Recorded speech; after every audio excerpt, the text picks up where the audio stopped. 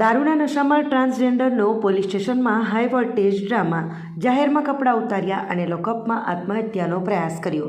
Valsad city police સ્ટેશનમાં ગતરોજ એક ઘટના બની હતી, જ્યાં એક ટ્રાન્સજેન્ડર વ્યક્તિએ દારૂના નશામાં ધમાલ મચાવી પોલીસની કામગીરીમાં રૂકાવટ ઊભી કરી હતી અને લોકઅપમાં આત્મહત્યાનો પ્રયાસ કર્યો હતો. આરોપી ઝોયા ઉર્ફે ઝુબેર મંજૂર અલી શેખ, ઉંમર વર્ષ 27, રહે ધરમપુર. આ આરોપી ઝોયા અને ફરિયાદી પક્ષના ગૌતમ નાયકા વચ્ચે ગાડીની લોનના હપ્તા ભરવા બાબતે ઝઘડો થયો હતો.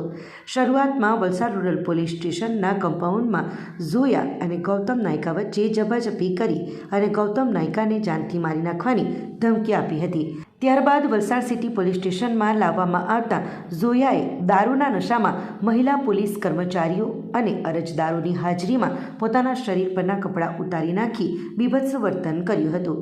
ત્યાંથી ભાગીને તે પોલીસ સ્ટેશનની સામેના જાહેર રોડ પર અર્ધનગ્ન હાલતમાં સૂઈ ગઈ હતી અને વાહન વ્યવહારમાં અડચણ ઊભી કરી હતી.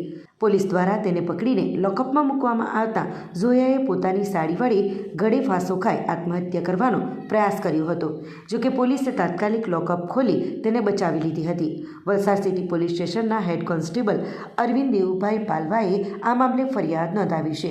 આરોપી વિરુદ્ધ ભારતીય ન્યાય સંહિતા BNSની કલમ 115(2), 221, 226, 285, 296(a)(b), 351(3) તથા પ્રોહિબિશન એક્ટ અને ગુજરાત પોલીસ એક્ટની વિવિધ કલમો હેઠળ ગુનો દાખલ કરવામાં આવ્યો છે.